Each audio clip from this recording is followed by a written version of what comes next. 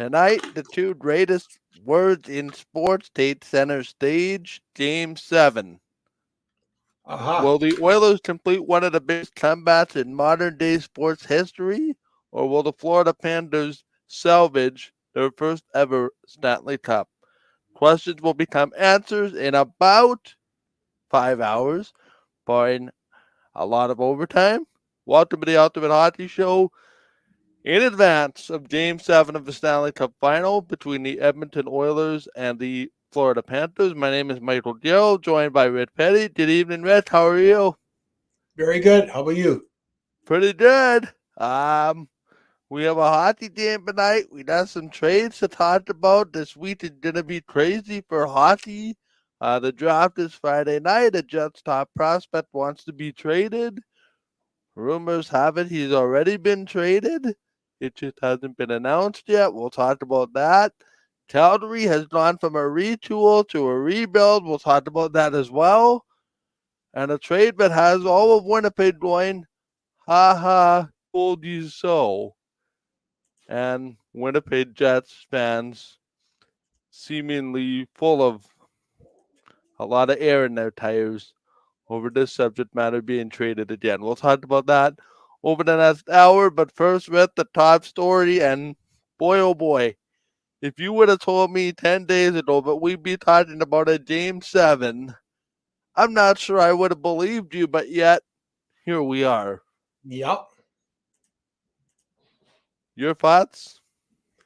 Well, I am surprised, like probably most people are. I mean, if you're in Edmonton and you're an Edmonton Oilers fan, you'd say, "Oh yeah, I knew all along." Blah blah blah blah. They'd come back after being 3-0. Yeah, okay. Yeah, okay.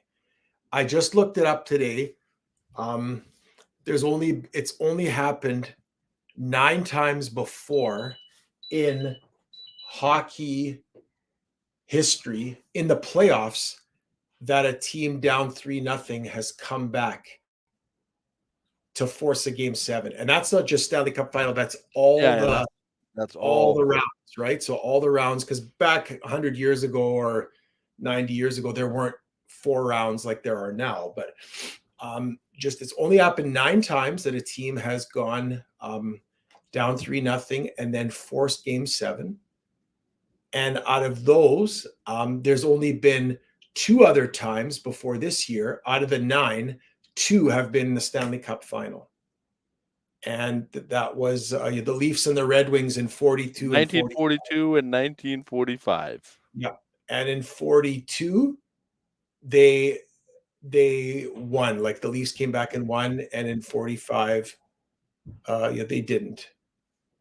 And they and it ended up the team having lost in the 7th game, who had been down originally 3-0. So it's only happened once before that a team has gone to the Stanley Cup Final, lost 3-0, and then come back and won. Only once. So it's highly, we're in very uncharted waters here. And it's actually very interesting. I'm not changing my pick. I still picked Florida to win in 7. Now it actually could come to be you picked Edmonton in 6. So either I'm going to get 2 points in this final round in our head-to-head matchup, or you're going to get 1, having picked Edmonton in 6. But that being said, it's actually, I mean, I could put it out there, but for me, it's actually a tale of... Can I put it to you this way in one sentence? What? Are we where we're supposed to be? Just not how we thought we'd get there? No. Well, I thought maybe, well, for me, yes, not for you. But I picked Florida to win in 7. That's still a possibility. You picked Edmonton to win in 6. That's not a possibility.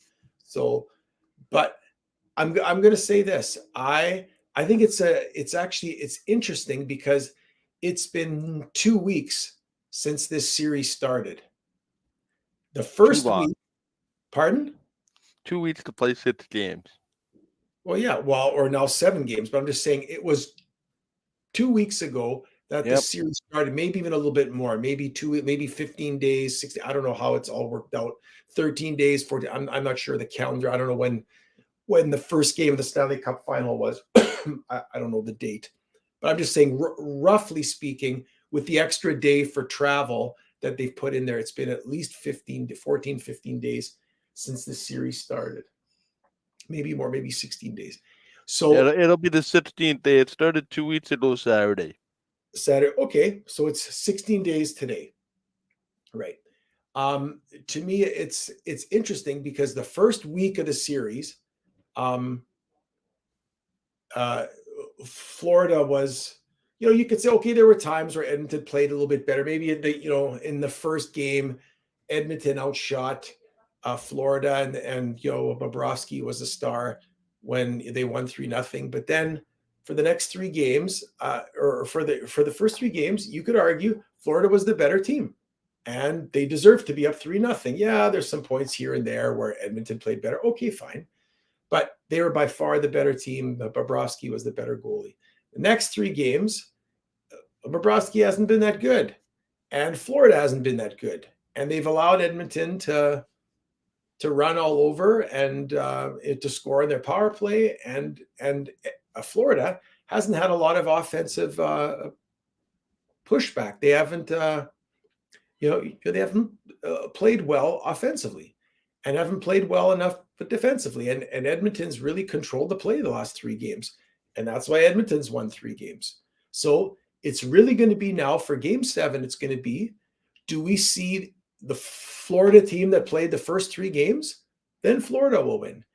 If we see the Florida team that played the last three games and the Edmonton team that played the last three games, then Florida's not going to win, and Edmonton's going to win the game. So it's interesting. The first three games, the last three games, it's not just, okay, yeah, Florida won the first three, Edmonton won the last three, but it's even how they've played and how they've put their team in that or in their respective positions, because Right.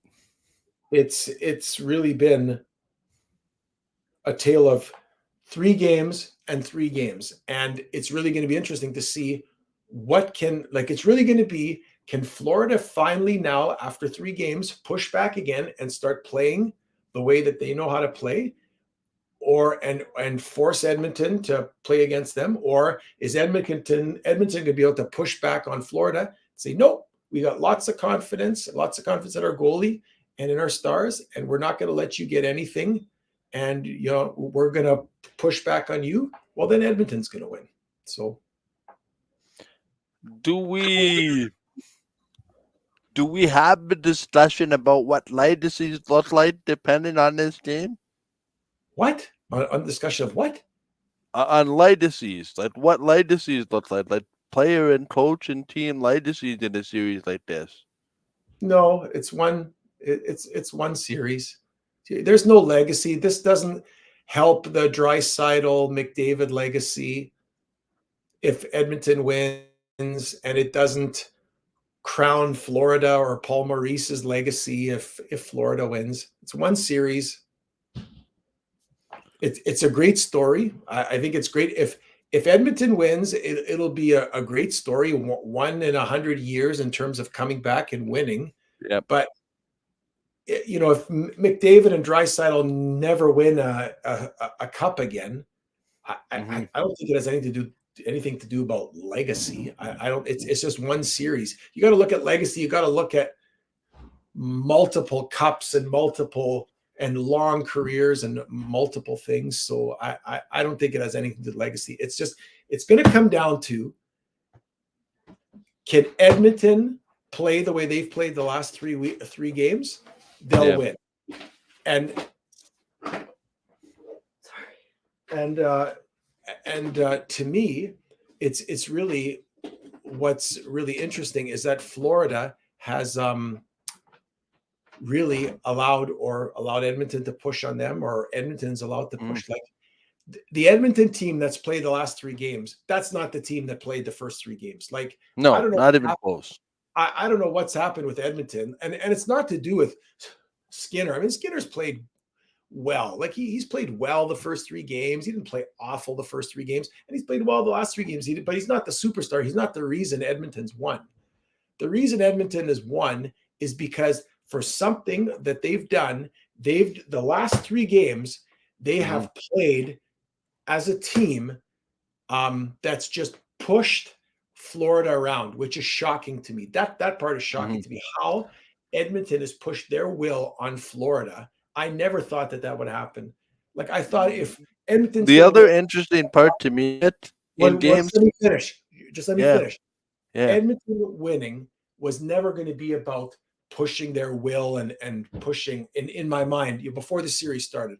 I never thought it was going to be about Edmonton pushing their will on Florida and dominating Florida with the way defensively, the way they have.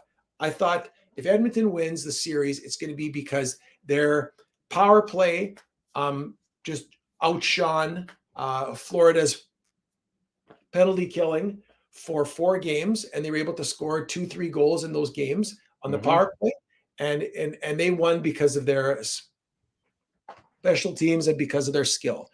That's how I thought Edmonton was going to win this series if they were going to win. And that's not been the case. The last 3 games, Edmonton has dominated Florida. Like if shorthanded goals, power play goals. I'm just talking about power play. I'm not talking about that. I'm talking about you watch the game, and I'll put this back. You watch because I watch the games and I tape them, and then I watch them again, especially the last 3. The first 3 games, Florida could skate through the neutral zone. Florida could get offensive chances. Florida could do their thing. Now, there's exceptions here and there, but the last 3 games, Edmonton has dominated the neutral zone. And it's not like if you watch how it plays, like just watch the last 3 games. When Edmonton brings the puck through the neutral zone, Florida backs up, lets them kind of they play their their defensive style. They try to keep them on the outside, but they let Edmonton come into the zone almost unchallenged. With Florida is so happy when they go back to Edmonton. Edmonton stands up at the blue line there. Florida's just happy to get the puck to center ice, dump it in, and then forecheck and hope to turn over the puck. Edmonton doesn't have to do that. Edmonton carries the puck into Florida's zone. Florida very rarely carries the puck into Edmonton's zone. So it's just a complete change with how Edmonton's playing. And that's going to be the key is, does Edmonton still play that way tonight? Are they able to play that way? Are they able to bar Florida defensively from generating offense? Because Florida's offense has dried up completely in the last 3 games. Do we talk about adjustments? Like, could I look at it as Edmonton is 11-0 in games 4 through 7 of a respective playoff series. Stuart's dinner 1 point, whatever, 9, whatever save percentage. Do we talk about Chris Knoblauch's ability to make adjustments, not just in this series, but, down, in the Vancouver series, 3-2, down in the Dallas series, 2-1 and 2-0. Yeah. Just this ability to make adjustments. It's almost like, okay, show us what you want to show us, and then we'll find a way over time to deconstruct what you're doing. Yeah. Like, is there enough credit being given to the adjustments that the Oilers are making?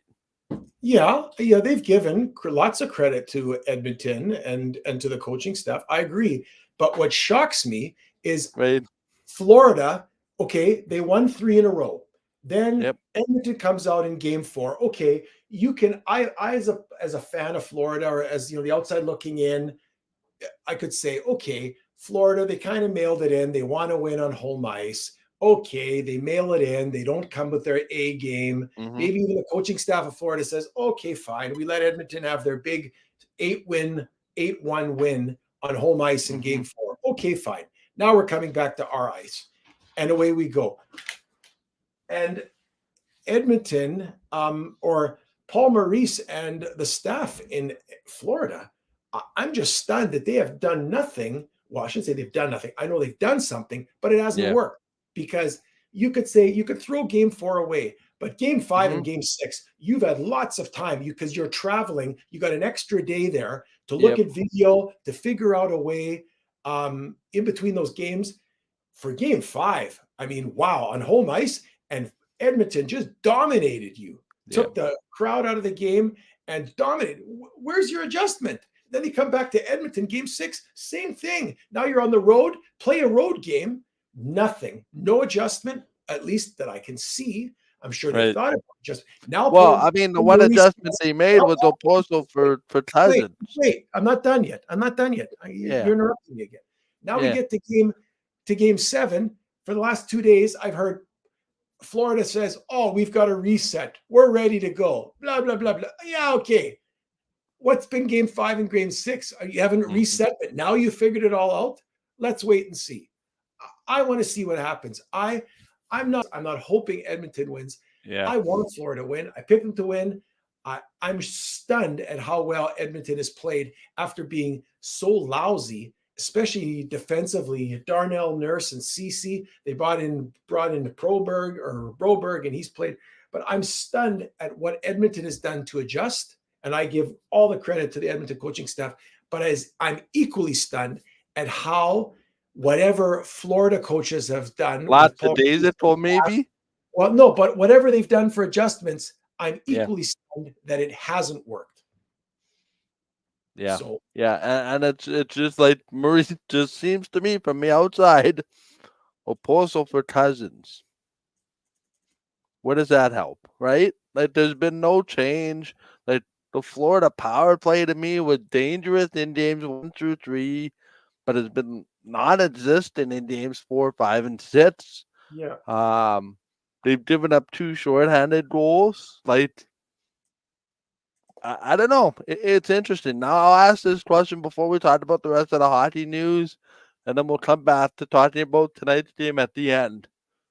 I asked you this at the end of last show, and your answer was Sergei Bobrovsky. Who wins the Conn Smythe after tonight's game? Is it dependent on tonight's game? Well, I don't know. That's a really good question. I'm thinking about this here. In my mind, if Edmonton wins the game tonight, Is Connor McDavid done? He wins the Conn Smythe going away. If Florida wins, that's an interesting question. Does Connor McDavid still win? Like, if he gets 3 or 4 points and Florida wins 5-4, does Connor McDavid become the first guy since Reggie Leach for the Flyers to win the Conn Smythe for the losing team? Because in my mind, I don't know that you can give it to Bobrovsky. I mean, he's been great up until game 4 of this series.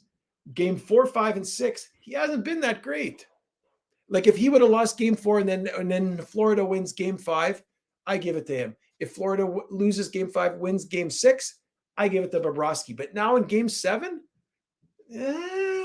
like, if Florida wins 3-0 at home and Bobrovsky plays out of his mind, Edmonton outshoots Florida and they win 3-1 or 3-0 Florida, okay, I give it to Bobrovsky. But if they win 5-4 in overtime or 5-3 with an empty netter and he's not that great, and Edmonton, scores a couple of those goals against them, 3 goals against him, and he hasn't looked good, they've only got 20 shots on him, I don't know. Do I still give it to McDavid? That's a good question.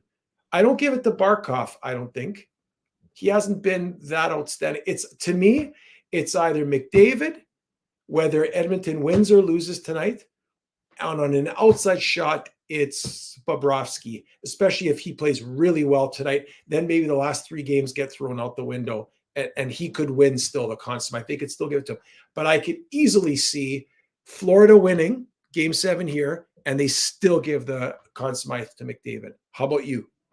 Well, I agree with that. I was just going to suggest that because he has back-to-back 4-point 4-point games when facing elimination. Like, that's unbelievable. And the Oilers have 12-plus goals when facing elimination in the playoffs too, which is quite something because typically, and I know this is a bad example but Look at our team, the Winnipeg Jets. When facing elimination, they know it. They mail it in. They don't have that no-show effort.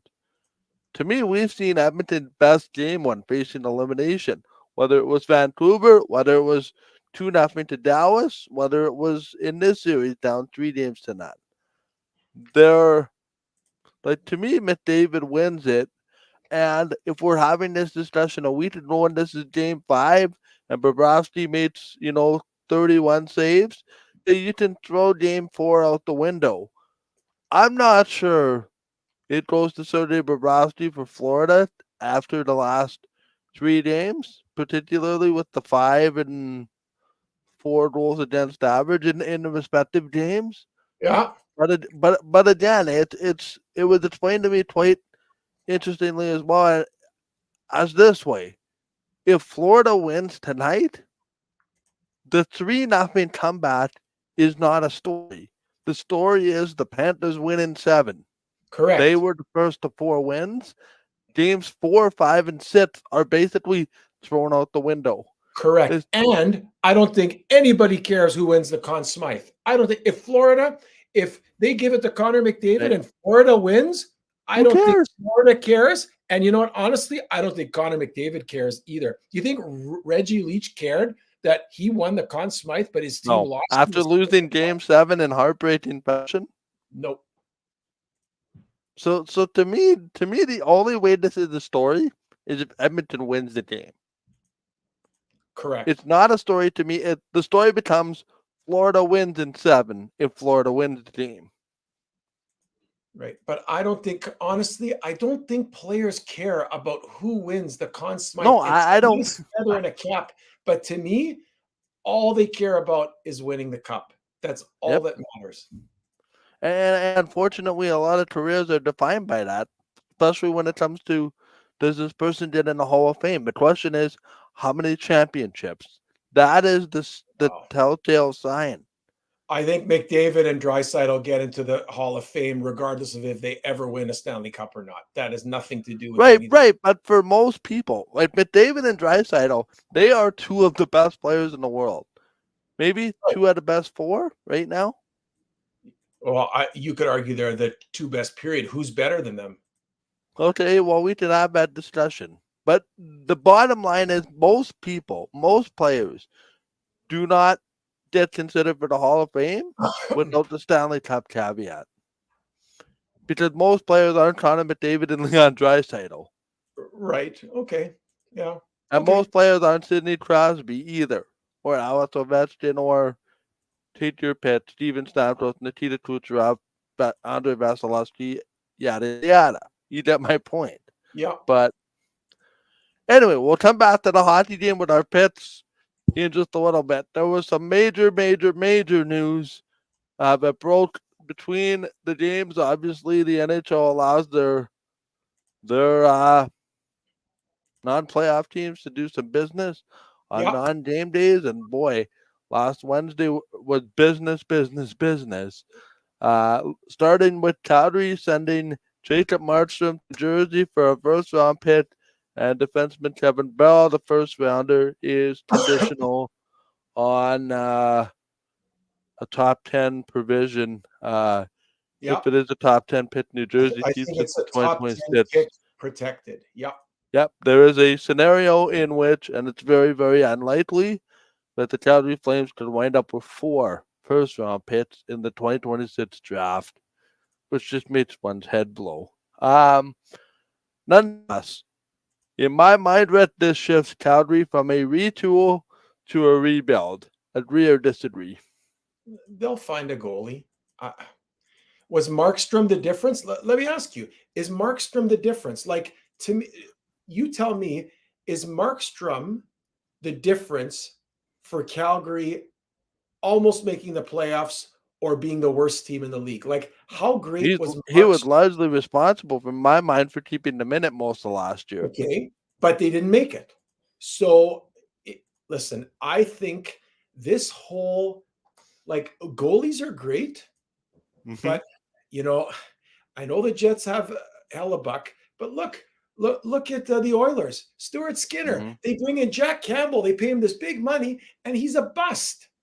And now they Mhm. got the guy who was the backup, who was the never mind, was there, and they didn't even know if he was going to do it. Like, and they're still Yep. going to win, or they're still in the Stanley Cup final. So to me, this whole idea of a goalie being, the difference, I know New Jersey believes it, and I agree. New Jersey's goaltending was very suspect, very Well, suspect. put it to you this way: if New Jersey gets above average goaltending last year, they did in the playoffs.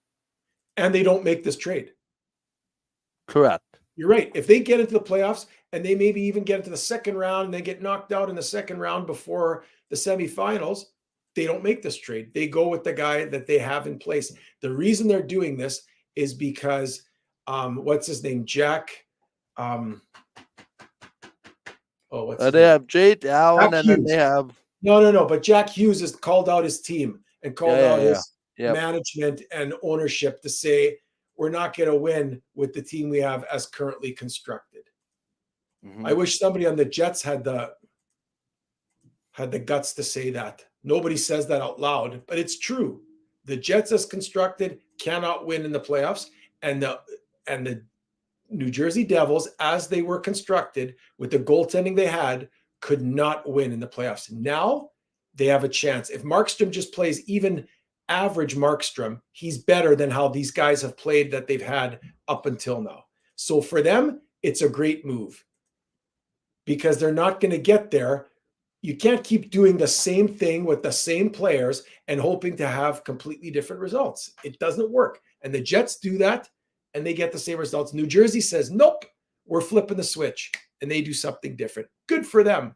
They trade away a first round protected pick, but to get a great goalie, you're going to have to get him in the first or second, or you're going to have to wait 5 years for him to develop. And they don't have 5 years for a guy to develop because Jack Hughes and the other Hughes brother and Heischer and all the other guys there are in their prime. They're ready to go. So let's go. Let's win some playoff games. Let's go. It's their thinking. I totally get it.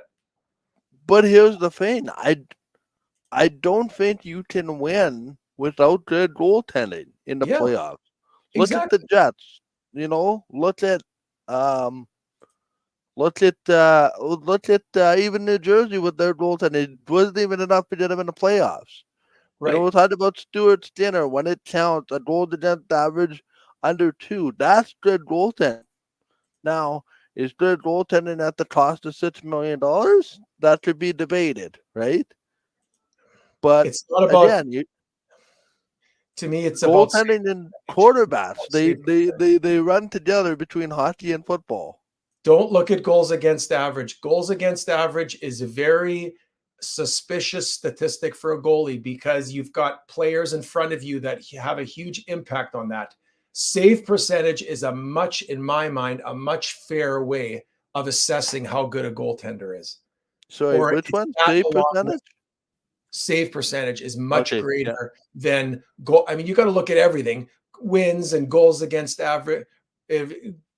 Also, goals against average. There's nothing wrong with looking at it, but that's not to me the most important stat. The most important stat to me is goals against average, and also percentage of saves in the high traffic area, in the goal rich areas. What kind of save percentage does he have there, and what kind of save percentage does he have in the third period? I know they can assess that. What's the save percentage in the third period when they're winning games or losing games or in a tied game? Those are important statistics. So for me, Markstrom is a no-brainer to go to New Jersey. And I don't care that New Jersey gave up a defenseman prospect and then a first-round pick protected. It's worth it, because you're not going to get that goaltending from the guys you have right now because you haven't gotten it from them until now, right? So to me, but for the Jets, I think it's a completely different thing. For the Jets, they've got pretty good goaltending, knock on wood. The problem has been the other construct of their team, not the right. And we'll see if that comes to fruition to be fit starting this week after tonight. But we'll see. We'll discuss that later on. A polarizing former Winnipeg Jet is off to his new destination for the 4th time in his NHL career, as Pierre-Luc Dubois gets sent from the LA Kings to the Washington Capitals for Darcy Temper. Thoughts? That draft, when the Jets, they were lucky enough to move from whatever it was, 9 or 10 up to 2. Mm-hmm. And then it was on the Leafs. Who are we going to pick? And we all thought, oh, who do the Leafs want? Maybe they need a sniper or whatever. But most people thought they're going to pick Austin Matthews. Austin Matthews. And they picked Austin Matthews. Great. So the Jets end up, they could have picked Laine or they could have picked Dubois. They picked Laine, and he played really well. And you could argue he actually has played his best hockey of his career in the first few years of his career. His career has been downhill since his last season or second last season with the Jets, because his last season with the Jets wasn't very good. And now you look at Dubois picked third, and he had flashes here and there. And you wondered, maybe Tortorella was too hard at him, and he had that one shift, and Tortorella said, get that guy out of here. And he pulled him off the ice, benched him, and told Kekalainen in there, get this guy out of here. He does not want to be here, and he is not a real hockey player. He's not a true teammate. And we thought, oh, Tortorella, he's overreacting. That's Tortorella, blah, blah, blah. And you know what? He was right on. Then the Jets say, oh, we can revamp it. He comes to the Winnipeg, and actually, you could argue Pierre-Luc Dubois had his best years as a whole in Winnipeg, his 2 years in Winnipeg, or 3. Was it 3? No, it was 2 years, right? I think it was 2 years and change. But 2 years. He was very inconsistent. There were nights that you and I talked about. Remember, where's the Pierre-Luc Dubois that we saw like last week? And then he'd go missing for 3 games. Then he'd be there for 6 games. Then he'd go missing for 4. Then he'd play for 3. Then he'd go missing for 5. Then he'd be back for 8. That inconsistency. And the Jets, and it wasn't even that the Jets wanted to get rid of him. He wanted out of Winnipeg. He didn't want to sign. And the Jets, what a blessing, again, to get all that they got back for him. Now he goes to LA, signs this big 8-year, $80 million contract, $8 million a year. And LA thinks he's going to be their man. He plays, I think he played on the first line for a while. Then he moved to the second line, and Kopitar was centering the first line. By the playoffs against the Oilers, he was on the 4th line, and there was talk that he might actually get scratched. And then Rob Blake says, oh, we got to find a better way to make him successful. Yeah, you know how you make him successful? Trade him to another team. Bye-bye. And LA, it goes like this, holds their nose and goes, we got out of that one. And isn't it a shocker, after his value with the Jets was still pretty good. That's how the Jets got that haul of getting the 3 guys. Iafallo, Kapari, and Velarde, and a second rounder for him.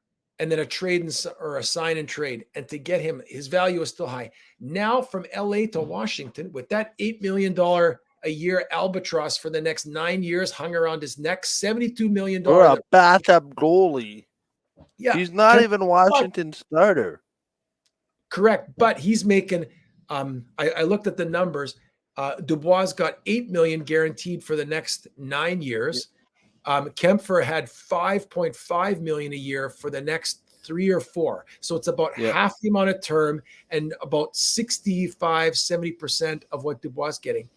And that's all you're going to get, because basically LA says we can't get nothing for this guy, that we could ship him out and have to eat a goalie's salary, who could be our starter, could be a backup, doesn't matter, $5 million, $500 for 4 years, and we can buy him out.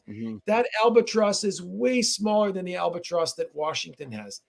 And they're willing to give it, that tells you how crappy that contract is and how crappy a teammate and a hockey player do. And people keep saying, oh no, now it's a new scenery. He's in the Eastern Conference. How much new scenery do you need? Listen, I liked Pierre Dubois when he played like he should play as a hockey player.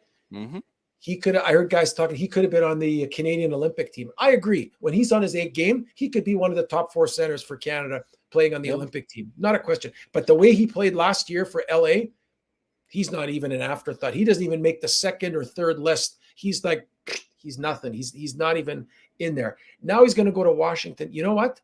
I hope he plays well in Washington. I do. At least be something. Maybe get a new scenery, get a new chance. Because how many chances is he going to get? Like, if that contract's guaranteed, and that's the problem. Like, he's not going to get any more chances. He's going to stick with Washington, or Washington's going to have to find somebody else to trade with them, or they're going to have to buy out some years of this contract. They're hoping, and he's only 25 years old. He's in the prime of his career. This should be like the next 5, 6, 7 years. That should be like LA thought, we're going to get him, Pierre-Luc Dubois, NHL trained, seasoned, 24 to 32 years old, 33 years old. That's who we want. And after 1 year, get him out of here. Mm-hmm. Well, here's the interesting part. I'm just looking at it just because you and I are talking about this. Yep. The 2016 draft. Okay, let's take Auston Matthews out of this discussion because he's by far the best player in that draft. Yep. I think you have to go down to number 6 to find the second best player in that draft. You know who that is? He's playing in the game tonight, Matthew Tkachuk. So you're saying the Jets could have had Matthew Tkachuk. Mm-hmm. And who comes like 4 through 7 there, or 4 through 8? Jesse Puljujärvi at 4. Yep. And Olli Juolevi at 5. And then Tkachuk, and then who comes after Tkachuk? Clayton Keller. Okay, Clayton Keller's a good hockey player. Okay, and then who's after Keller? Who rounds out the top 10 or top 12? Number 8 is Alexander Nylander. Okay, he's not in the NHL, or I know. Number 9, listen to this. Mikhail Sergachev. Oh, the defenseman who plays for Tampa? Mm-hmm. It's another good player. You know, he looked good in a Jets jersey, a defenseman like that. See, that just tells you, NHL drafting, it is not, there is no guarantees. Excuse me. Even this, like number 10, Tyson Yost. 11, Logan Brown. 12, Michael McLeod. 13, Jake Bean. 14, Charlie McAvoy.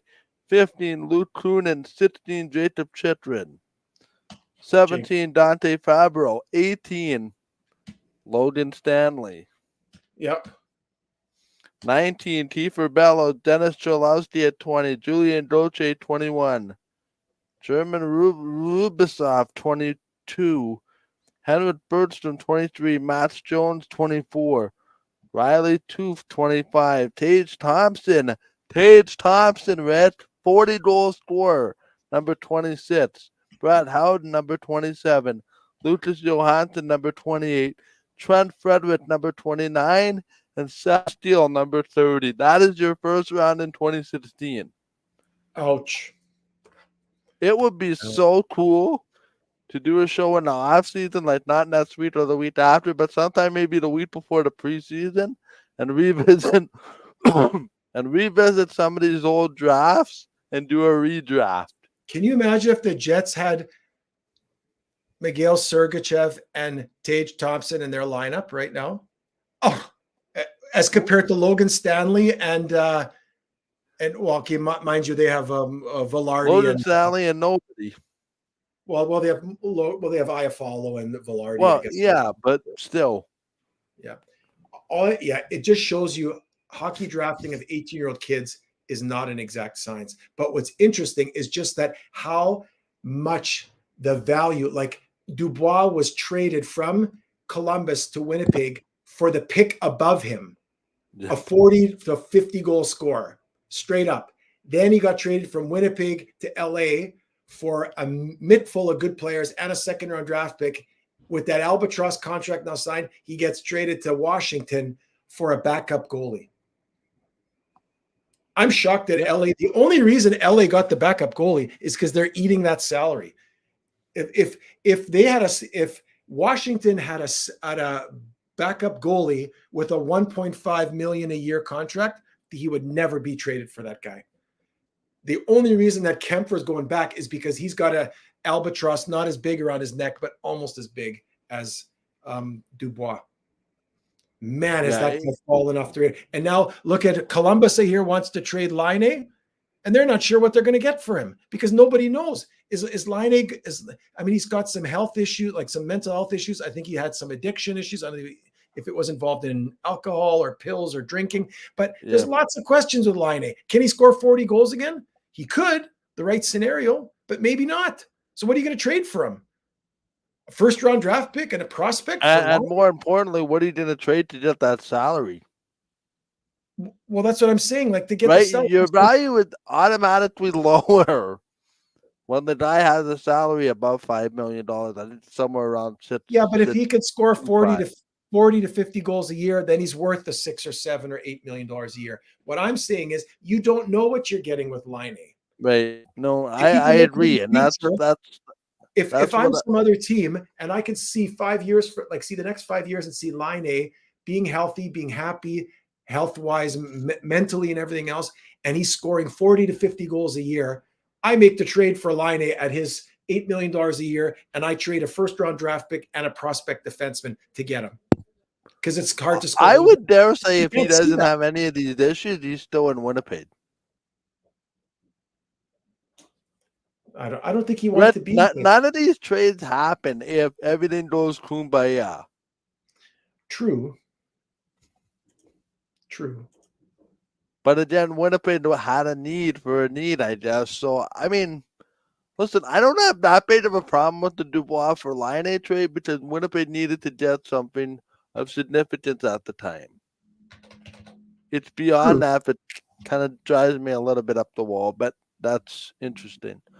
Yeah. Speaking of a guy that kind of wants to trade, Rutger McGorty, this came out of right field, or left field, I guess. But is it apparently Rutger McGorty is going to be traded in the next couple of days to the surprise of absolutely everybody. But based on what? Based on him not wanting to sign with the Winnipeg Jets. And because he doesn't like the way that we manage player development, is that what I heard? Because he was he literally told the Jets he was willing to sign. This is from reliable sources. Yeah. The Jets told him, thanks, but no thanks. We don't see you on our roster fighting for home ice advantage, etc., etc. Okay, but wait a minute. But no, he was, from what I understand, he was willing to sign a new contract, his entry-level contract is 3-year deal, but he wanted to guarantee that he would be playing with the Jets and not the Moose next year. Correct. I don't know about the playoffs this year. That's kind of hearsay because they got knocked out in the first round in 5 games. What is that? So that doesn't matter. But what I heard was that he's basically saying, I want a guaranteed roster spot on the Jets in the fall. For me, or a team that I get traded to. No, well, because he was going to leave college a year early, right? So I think that's his thing. If I leave college early, I want to know that I'm going to be playing at NHL level and not be down in the minors. Because if I be down in the minors, then I'm going to stay back in college. And the Jets said they could not guarantee that he would have a roster spot with the Jets in the NHL, right? Is that correct? Correct. And that is where this went sideways. And then he basically says, because of that, then I want out because you think that you're going to be able to get that signed deal somewhere else? Yeah, and if you're going to start me with the Moose, forget it. Okay, and so the Jets have to trade him. Why? Because if he goes to the end of his school year, then he becomes a free agent next year if the Jets don't sign him. Can go anywhere he wants. It's basically the Adam Fox situation. Adam Fox, drafted by the Flames, didn't want to play for the Flames, got traded for the Flames to the Rangers, and the rest is history. So what is Rutger McGorty worth on the open market? Well, we're about to find out. That's really bad, though, because he's a centerman. He's a team guy, a captain, all these things. That's all I could hear from the last year was Rutger McGorty. And now we got to trade him. For what? I'll say this, Red, and I don't. You know that I don't say these things lightly. I think this is a horrific indictment on the player development plan of the Winnipeg Jets. You I do? think this is very narrow-minded. I think this notion of the guy needs to start with the Moose because we can't assure him a roster spot next year needs to be reevaluated. And I'm not saying that it could very well be, and likely is, that the Winnipeg Jets view Roger McGroarty as such, and he views himself as such. I can understand that. But the general consensus is, in hockey people that I've talked to in the last couple of days and that other people have talked Yeah. to that are closer to it than I am, the Winnipeg Jets will regret this decision. Okay. And Okay. it begs the question of if you're going to do a retool, supposedly. My question is, how does Retro-Midi not fit into this? Okay, well, let me ask you that you're looking at everything from the perspective of the player. What about the perspective of the team? Winnipeg Jets, what do they have to do? They cannot draw big name free agents to Winnipeg. So their big thing is draft and develop and loyalty and making a team feeling and a family feel of their team, right? Mm-hmm. And going to the bat for their players and for their families and for their parents and for development and for looking at, like, I just hear behind the scenes, the Jets are so good at doing all the little things, right? To make players Yep. be part of the Jet family. And yes, guys can still sign somewhere else as a UFA. Okay, that's fine. But I'm just saying they go out of the way to do that. Well, if I'm a Jet guy, like I'm Jimmy Roy or I'm what's the other guy there, Mike Keane, and I'm Yep. a Shovel Day Off, and I'm oh, what's the other guy there? Who's the general manager for the Heisinger. Heisinger. If I'm those guys and I have this thing, and then some arrogant 20-year-old comes along and says, I'm not signing unless you guarantee me that I'm going to make the team next year and be on the roster. And you do that. So you go down there, you say, oh, first round draft points, oh, blah, blah, blah, blah. Like, and then you say, oh, okay, Mr. Draft Toys, da, da, da. And you do that. And he comes here. The other players, first of all, players are smart. They're not stupid. People are not stupid. They can. So what message does that send? Number one, to a guy that's been on the Moose like Larson or Chiprikoff or other guys that have worked. Yeah, you mean Lambert, right? Lambert? Larson. Lambert or Chiprikoff that work to develop and whatever else. And then they see some guy that comes in, he doesn't put it, and he just starts calling the shots, and it happens for him. Now you could say, well, he's a first round draft. Well, Lambert was a first round draft choice too. I'm just saying it sends the wrong message to your players that the players can call the shots on development. So that's number one. Number two, if the players see, like if Lambert and Chiprikoff and whoever else is sort of on the bubble, sort of want to take that next step to be on the Jets roster, and they go to training camp, and McGroarty he's a good player, but he's not there. He's here, and Chiprikoff and Lambert are here, and McGroarty gets that spot. What does that say to Lambert and Chiprikoff? Yeah. It says, we don't care about how good you are and whether you earn the right to be here. It's all about what contract you sign and that you held the team hostage for what you want. To me, this is my opinion. If a guy does something like that, he's not a team guy. People say, oh, he's got a character. Yeah. That's what I think about character. To me, that shows me his character. And that tells me he's not interested in being in Winnipeg to begin with. Because when you make a threat like that, you almost, it's like saying, it's like, I'm going to use the example, but listen, you know I love my wife because that's my. But if I would say to my wife, either I want I don't know what I want you to cook hamburgers every day for supper, otherwise I'm going to leave you. Mm-hmm. What? It's almost like I want to leave and I'm going to make some ridiculous demand that can't, or hon, I want you to serve me live lobster from Newfoundland flown in every day for supper. And if you don't, I'm going to divorce you. But it's such a ridiculous demand that, of course, I want out. And I think it's the same thing with McGroarty. Why would you make such a stupid demand? Why wouldn't you come in humble and say, you know what, I just want the opportunity, and you could prove to everyone, if you're that good, prove it.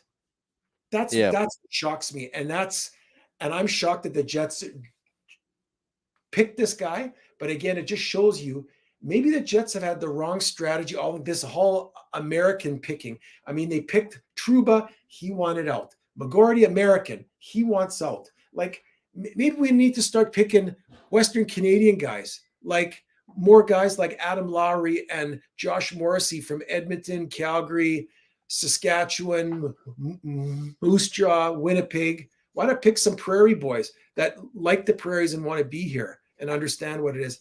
I don't know. To me, I don't like it. I think it's arrogant, and I think it sends the wrong message. If the Jets, you say, oh, the Jets are going to regret it. Well, maybe the Jets are not going to regret it, because if they bow down to McGroarty, they got more problems on their team with all their morale of all the other guys that are playing in the minors, in my opinion. But fair enough. But what would you say to that about guys with, a player like Patrick Laine, who torpedoed himself to an opening night roster, didn't have to prove himself? He did have to prove himself. Sure, he did. So you're saying Patrick Laine? He's a second choice overall, scoring 40 goals a year or 50 goals a year in junior hockey and in Finland.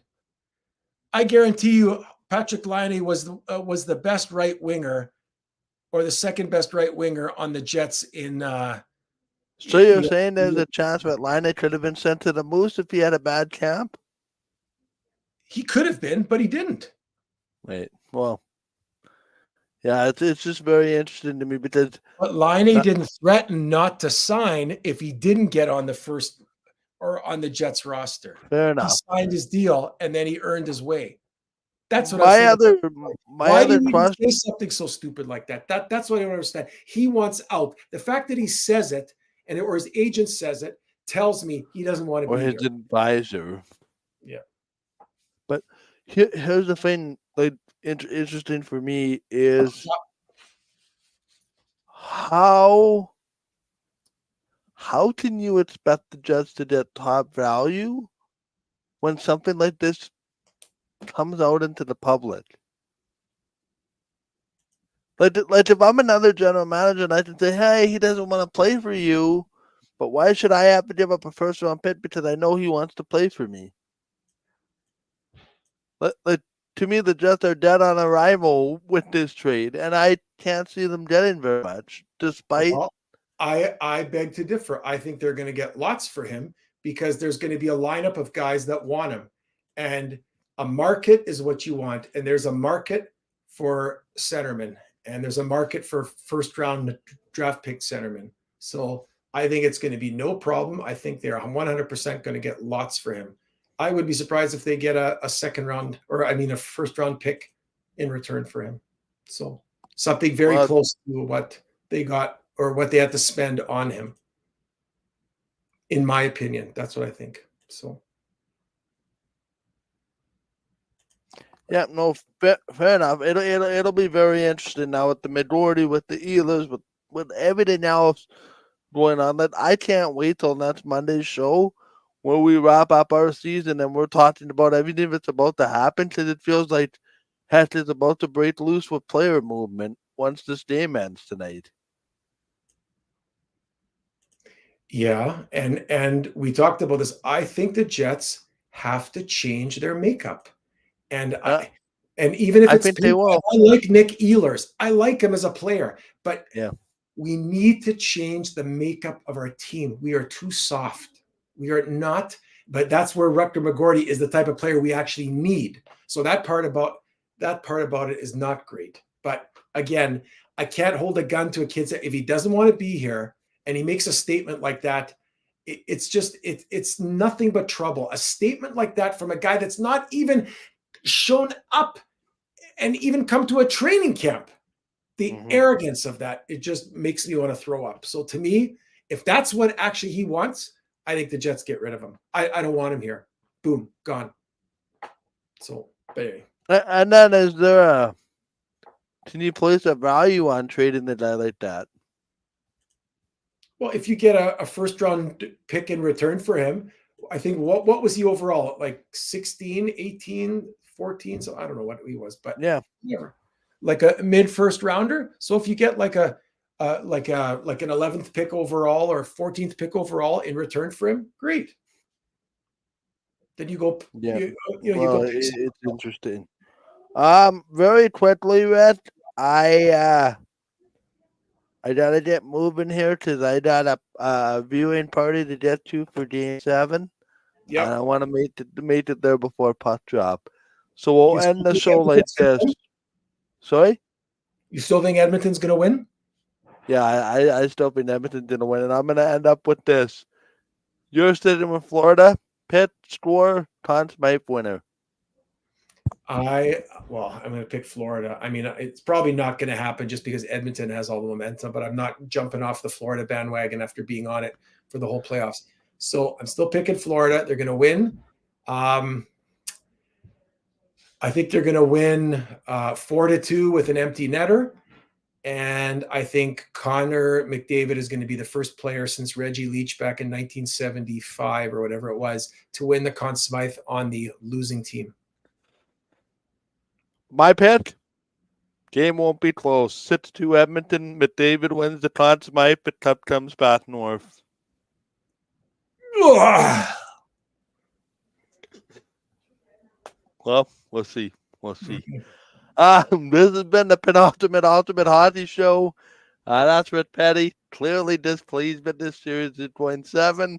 As you can tell, I'm indifferent. Well, I'll tell you what. I will be disappointed if the Oilers win, but I'll be happy for the Maurice family, considering I do know them somewhat through the connection of their kid Jake, who is a Game Time TV alumni as well.